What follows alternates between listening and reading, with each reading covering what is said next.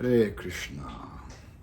This is Jeffrey Giuliano, occasionally known as Jagannath Das, coming to you from my orchid garden here in Thailand on a very pensive, insightful, and sad last day of 2024 because I think about my friend Daniel Santos, my brother-in-law.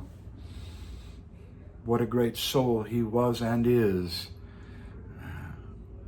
who went missing on November 17, 2024 in the town of Tongsulo on the island of Koh Phangan off the coast of Thailand. My daughter dropped him off, said he was a little tired, too hot for a swim, but maybe have a cappuccino and watch the football in the open air pubs around there on the big screen, sports bar. He was last seen by a hotel worker after my daughter pulled away, sitting by himself there. I'm not sure where, but somewhere just adjacent to the pier. As he turned away to do some work, and when she looked back, he was gone.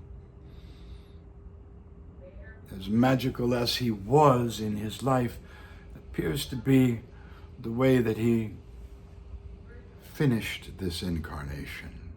Now, we don't know that for sure, and I could be criticized, I'm sure, by some for saying that, but it's been almost 2 months and not a word. The police said to us they'd never seen a situation where there wasn't at least some clues, some understanding of what happened, but in this case, nothing.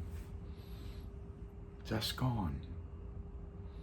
But I refuse to accept that an energy like Daniel Santos could be dissipated simply by dropping the material body.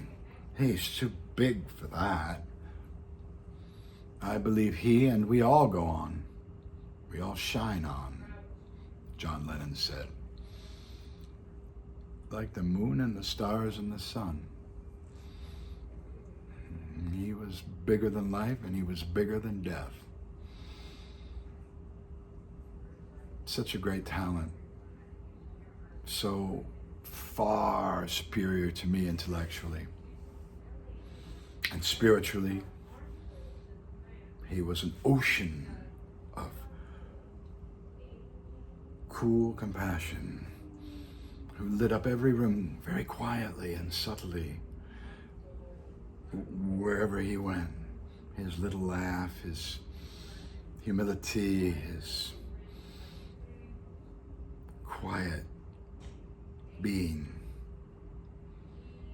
I've never seen anything like that. And I've known some people, I had occasion to meet and spend an evening with George Harrison, my absolute pop hero and a great man as well. Wonderful philosopher and devotee and spiritual being. Again, one of those larger than life, who I think ultimately beats death. The evolution of their soul is so advanced, so directed, so energetic that dropping the body is maybe just like something that happens without too much fuss. I'm nobody like that. God knows I've tried to be. I'm sure that's the problem. But people like George, people like Daniel, people like my friend Prince Stash, who you can see here on YouTube, great friend of Brian Jones and a wonderful Renaissance man. Vivian Stanshall, who, when he spoke to me in English, I could hardly begin to understand what he was talking about. He was so verbally superior to me and intellectually precocious that it was like, huh?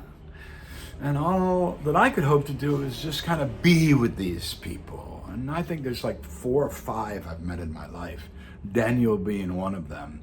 In many ways, Daniel being the most powerful because he was so fucking cool.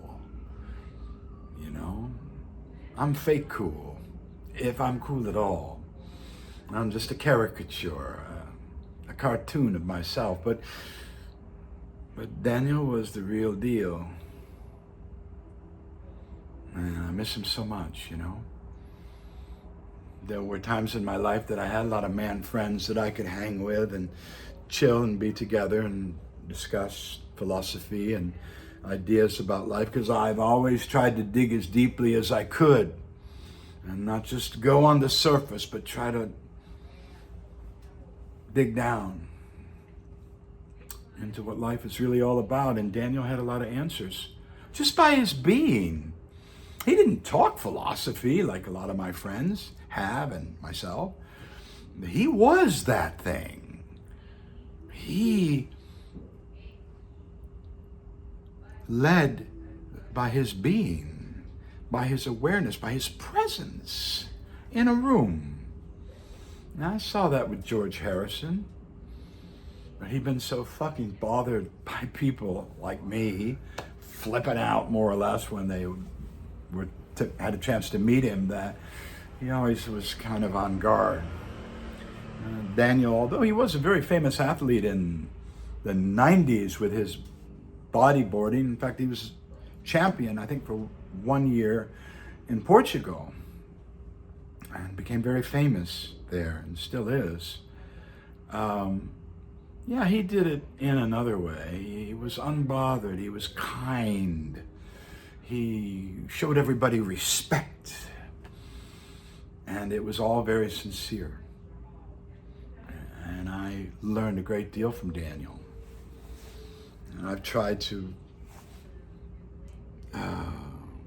absorb as much of his goodness and his beauty as I could to pass along to others, but so far, no luck.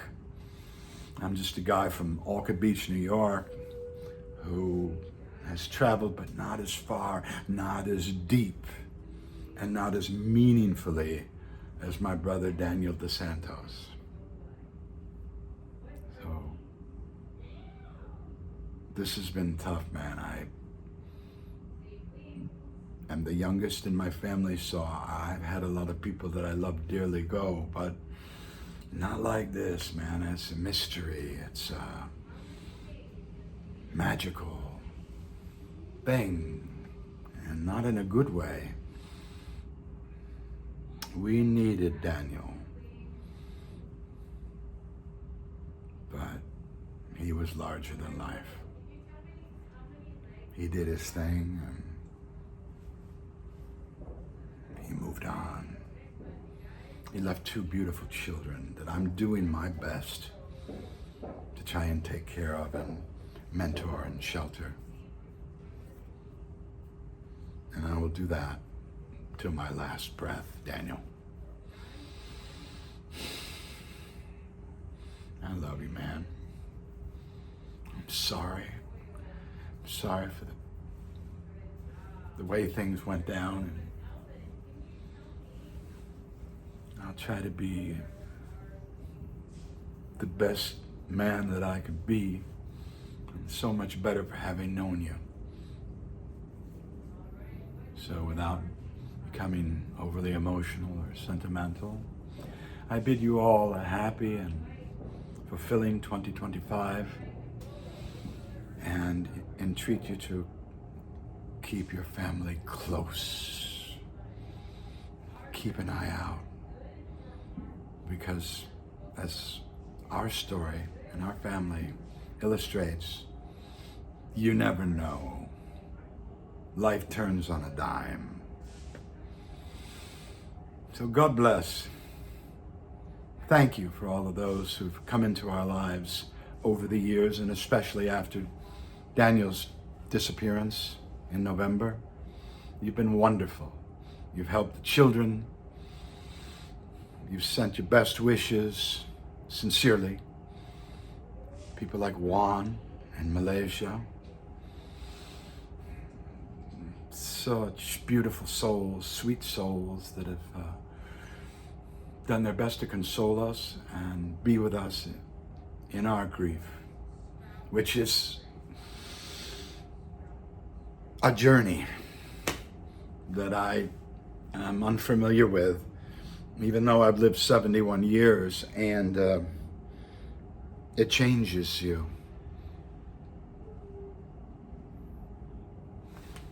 Hare Krishna. God bless you all once again. And this is Jeffrey Jagannath signing out. Take care.